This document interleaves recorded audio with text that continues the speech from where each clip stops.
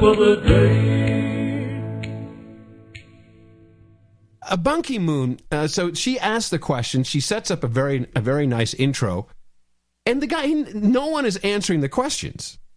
They just have a statement they're going to make, and it's usually done like, that's a great question. Now, but before I want to say something, and then they never come back and answer the question. I have a question about Ban Ki-moon. Who the hell is this guy? And why is this... He has the personality of a dish rag. He's basically a lawyer from South Korea. If you look him up in the Book of Knowledge, okay, he was a lawyer, and he was like a deputy attorney general. He's been around, but what? Why is this guy? Why do we stand for this guy? He can't speak English. It's annoying. His message is always like 3 years behind the times. You know what I'm talking about? Yeah, no, I'm not a fan of his. He's either. not charismatic. No. And, so who died and made him the king? He's just some South Korean schmuck. But he said something in his opening remark, which was supposed to be an answer. And let me see if you catch it. So there's two things that were really pushing the climate change.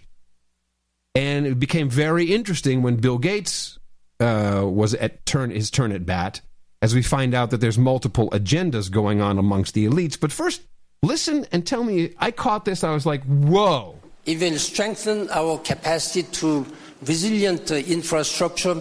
It will also help our global health. Yeah, this is what I mean. Ban Ki-moon, what are you saying? You're just throwing out things like biodiversity, global health, very good. Sustainable something. Sustainable Orban. Orban. What Orban? Sustainable Orban. Sustainable Orban. That's another show title. I'm sorry. It's just not acceptable. Urban and transportations, biodiversities. Oh, there it is. But transportation, biodiversities. Please. This is now okay. Whatever. So he's leading into something important, I guess. And it will also help us to address climate change, short-lived pollutants. All these are very important ones, which we have invested onto this one. That is why. What was that? I know. Well, I'm trying to give the guy respect, and I'm trying to listen Beggars to what on the street in South Korea speak better than this guy. Believe me, I assure you. I believe you. This is why this is no longer acceptable. Now, why do we have? And he went on for a good 11 minutes of this very difficult to parse crap. I'm going to convene climate change summit meeting. Okay, let me translate. I'm going to convene climate change. He's having a climate change summit meeting this year. He's convening a summit meeting.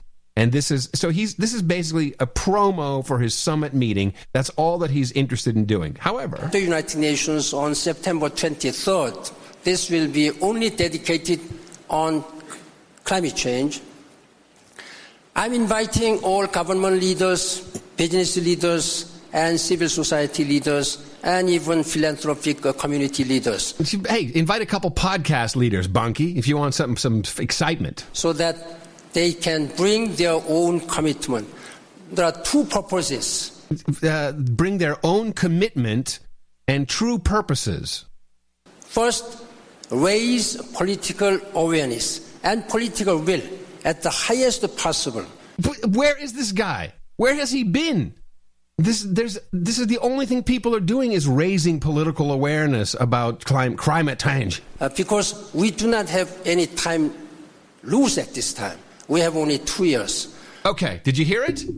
I know what he said. Okay. You might as well just be playing it backwards. He says, because we don't have any time lose now. Huh? And then he says we only have 3 years. Listen. At the highest possible. Because we do not have any time lose at this time. We have only 2 years. Why? Wait, was it 2? It three. Sound three. Like 2. He says 3. You sure? We'll play it again. I'm pretty sure. I've listened to this. Listen for 2. Listen for lose 2. at this time. We have only 2 years. 3 years. 3 years. We have 3 years. 2 years. Why 3 years? This is very interesting. I think he slipped here.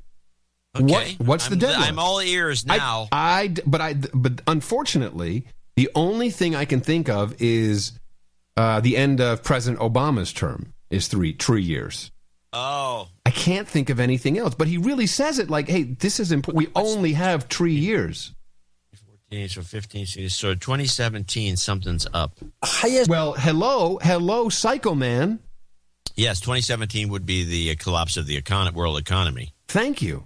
So is this because they know it's coming? Well, everybody knows about this cycle. But just listen how he's saying it. It's possible. Because we do not have any time lose at this time. We have only 2 years.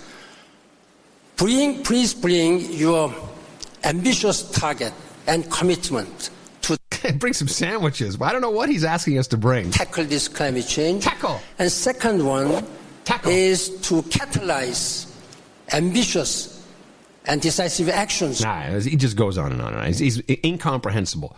But the 3 years, I have a feeling that is a known entity within this group of elitists.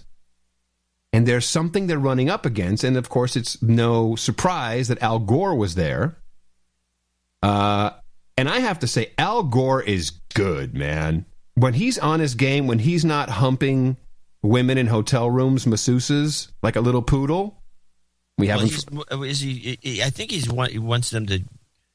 Wasn't he looking for them to either suck him or jerk him off? He wasn't really humping anybody. Right. No, I know. If I recall correctly... She was massaging him, and then he started humping her, and it was a little more than just asking for a happy ending. I took him out of the picture for a while, thank goodness. Yeah, but everyone's kind of conveniently forgot. If I were there, I'd be like, hey, should we have a massage after this panel? How about you, me, and Marissa go get a massage? Woo!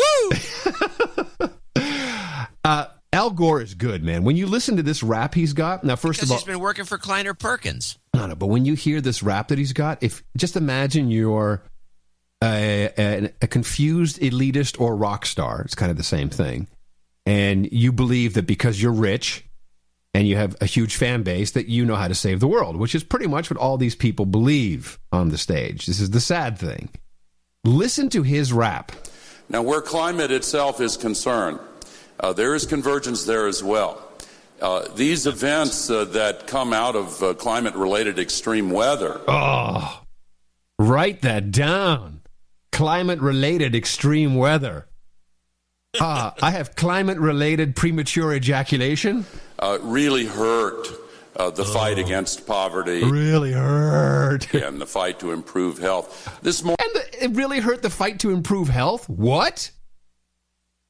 Do you hear that? He's talking out of his butt. It's just this. Once you're hypnotized and you start listening to this guy, it's just all these memes he's going to start shoving in there. Wait. He's so good. I'm not going to interrupt anymore. I'm going to try. He's so good. Morning. Today, there are 4 million refugees who are homeless in the Philippines. And when Super Typhoon Haiyan formed in the windward areas of the Pacific, before impacting the Philippines, the Pacific Ocean was 3.4 degrees Celsius hotter than normal. Really? I need to see some backup on that. 2 years ago, just before Hurricane Sandy hit New York and New Jersey, the windward areas of the Atlantic were 5 degrees Celsius warmer than normal. 5 degrees Celsius than normal. That's a lot warmer than normal. And why, these things are so, and no one ever asked. No, I've seen no one say, hey, let's go take a look at that. I think that these extreme weather events, which are now 100 times more common than 30 years ago. 100 times more common? 100 times more common? This guy is great. 100? This guy is so good. There's like 2 events. It's 100 times more common. Are really waking people's awareness all over the world. And I think that is a game changer. And it comes about, of course, because we continue to put 90 million tons of global warming pollution into the atmosphere every day as if it's an open sewer. This is so good. By the way, that open sewer thing I thought was genius. You saw this? Yeah, and the comment that the atmosphere is an open sewer. No, it's just a genius concept. And but so our actual the breath that we exhale is treating the earth like it's an open sewer. because I'm exhaling carbon dioxide into the air like it's a sewer. But he's going to take it one step further. And the accumulated man-made global warming pollution there now, according to calculations by NASA scientists, trap enough extra heat energy in the Earth's system every day, that equivalent to what would be released by 400,000 Hiroshima atomic bombs going off. What is that? What kind of comparison is that? What? Yeah, the horrible gases trapped is equal to 400,000 Hiroshima bombs. So, of course, the idea is all you're supposed to get from this is the idea of the mushroom cloud times 400,000 in the sewer that you're breathing into, you evil, polluting, horrible human being, victimizing poor African countries. Every day. That's why the oceans are warmer. That's why the water... Wait.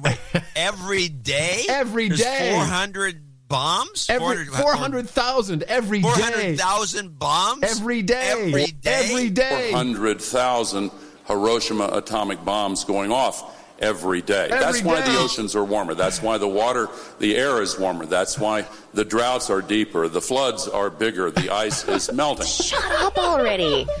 Science. That is the best rap. That bit at the end, I gotta rehearse that. Let's just hear that again. That's so good. That's why the droughts are deeper, the floods are bigger, the ice is melting. Ice is melting.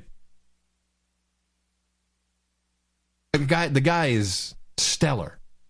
Well, he's been working on this one pitch even before he was vice president. In fact, climate change is responsible for Syria. Makes sense to me. Elsewhere in Switzerland, thank you to the Swiss people. Shout out to my Swiss homies!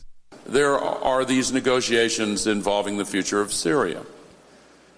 That is a drought-prone region, and the scientists tell us that the droughts are made deeper and more harmful.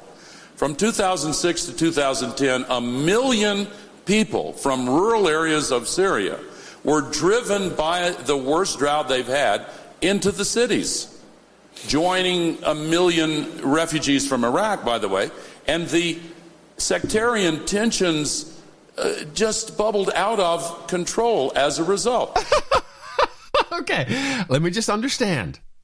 Because of climate change and global warming and the biggest drought since the Great Recession, 1 million people were driven into the cities, and there were a whole bunch of other Arabs, and they couldn't get along, and then boom! It's what we are today. Thanks, shout out Switzerland. That's what he's saying. Yeah. Yeah, that's what he does. This is his... He is, like you said, he's really good. He's really good. Now, Bill Gates is on this panel. And when Bill Gates spoke, I finally understood that there's a rift amongst the elites.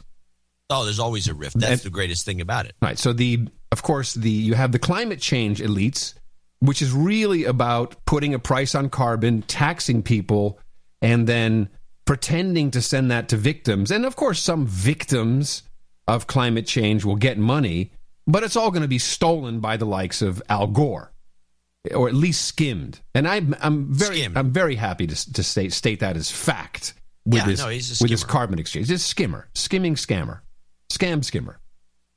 Bill Gates, on the other hand, sees no bread in this. No, he's not. He's got the money. No, and he doesn't want to give his money to Al Gore. No, he doesn't want to give his money to Al Gore or anyone else for that matter. No. He'd rather invest it in private prisons. Well, and in Monsanto, and he's really heavy on pushing the Monsanto vibe and the seeds. And on this panel, he's pushed, and he's like, no, I'm not in on climate change. But if a farmer's going to get screwed by floods, then I'm helping the farmer anyway. And so it's kind of cute to see him. He's essentially saying climate change as an agenda, it sucks. You got no visibility, you got no PR, you're not doing it right. And it's pretty funny because he's basically slapping Al Gore in the face. I did like that. And as Al Gore said, if you get health improved, if you get availability... See, that was where Gore screwed it up. He said that improved health, and Bill jumped right in because Gates is smart.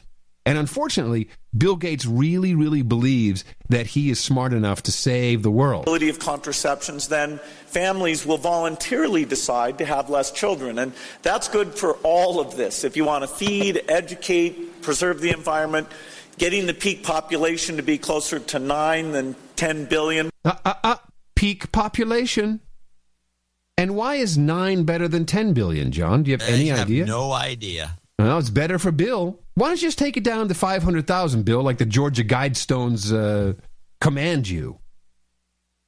It's a little creepy with the peak population should be 9 versus 10 billion. Peak oil. Yeah, well, yeah. That's where That's good news. So I don't think it's necessary that focusing on climate change should take away from the development agenda.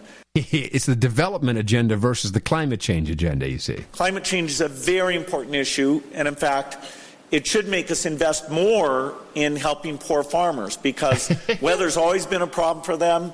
Weather's increasingly a problem for them. It wasn't good to begin with, but the trends are not in their favor. And he's now taking climate change as a given, can't be stopped.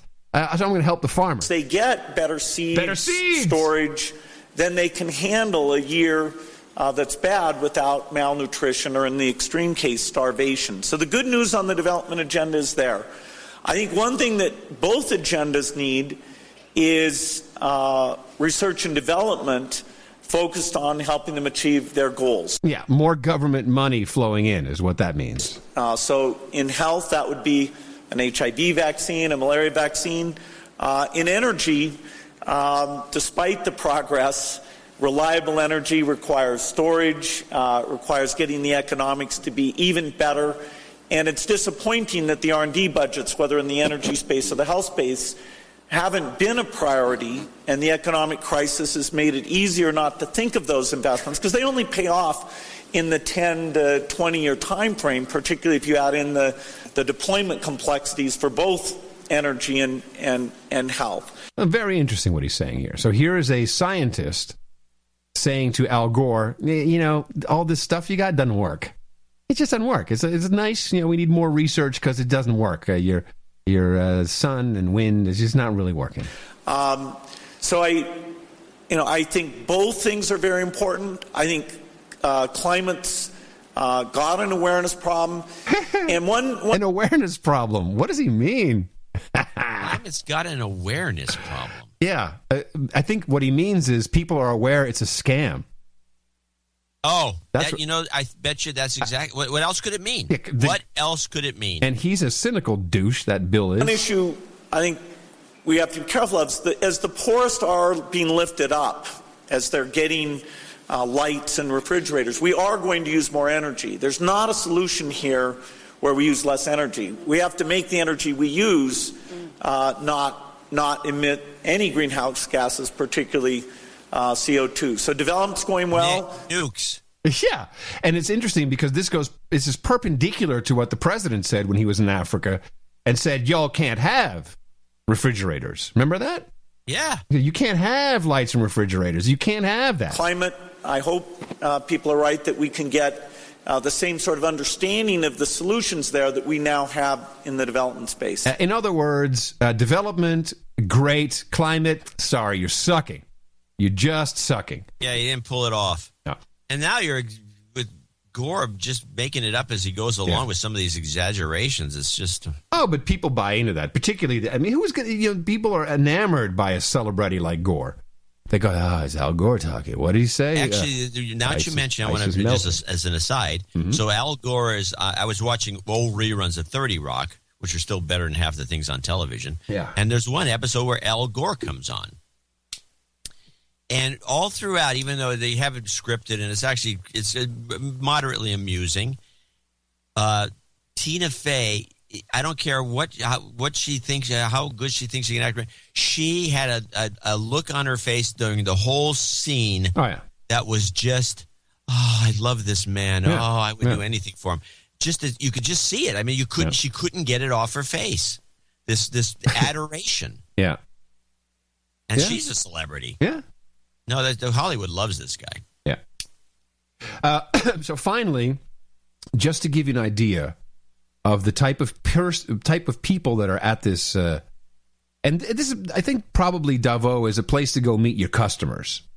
I don't care if you're selling oil or gas or weapons. This is where you're going to meet your customers. These things are all that way, aren't they? Yeah, but this is really, Rouhani was there basically saying Iran is open for business, and there's reasons for that. I think we can talk about that in a sec. But on this panel was the CEO of Unilever. This is the Anglo-Dutch packaged goods food company. Unilever, they're so huge. And this is a Dutch guy. And just to give you an idea of how out of touch with reality, in fact, the hostess from BBC tries to cut him off, I think, at a certain point, because he's really talking such crap. So, you go to Davos and, hey, they sell soap. They sell Axe, I think, as a Unilever product, so deodorants and soaps and, but they also have butter, I think, and, so it's a little, this is what they say. This guy, we're going to save the world. We're going to save the world, people. The climate change economy is going to show... I'm sorry, the climate change economy. I'm sorry. An economy based on climate change. Lovely. The climate change economy is going to show that this is an opportunity for positive growth, for job creation, whilst doing it the right way. So the business community here, feed in your experiences and your examples. This is not a government process. It really bothers me that we say these governments are negotiating something for the world. This is a citizens process. And business also is there to serve the citizens. Business is there to serve the citizens. Okay. So we need to enroll the broadest group of people. The response we got from young people in the process leading up to the task force report makes me convinced that we need to fight on. We have discussed at the World Economic Forum here a project which is called Future Awesome. So they're sitting there and they're like, hey, we got to put a steering group together. And by the way, it needs a name. You have to stop. Why? You have to give that clip of the day. Really? Future Awesome? Project Future Awesome. Clip of the day. I can just see these douchebags sitting around. We will call it Future Awesome. Yes.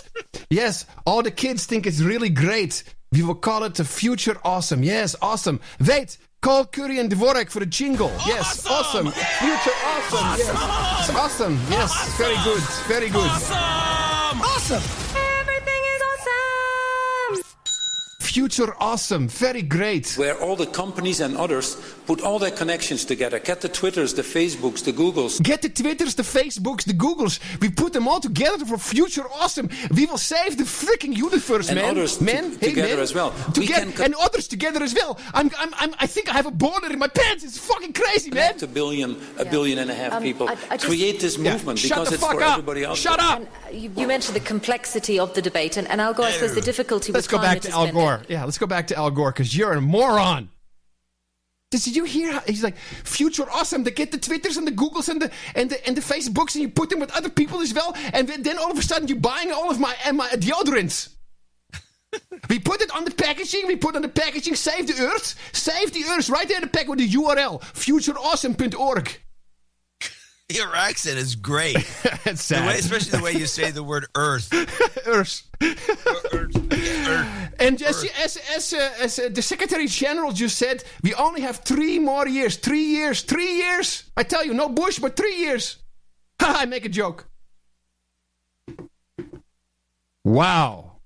I don't know how you could listen to that crap. Well, I do it because... Great catches. I think it's important that someone is listening to this. I know they listen to each other, but I don't know how what effect any of it actually has. It's like this is the worst sort of drink or deteriorate. In fact, that's what the New York Times said. It's just deteriorated in the worst sort of hoity-toity drinking club. Yeah, it is.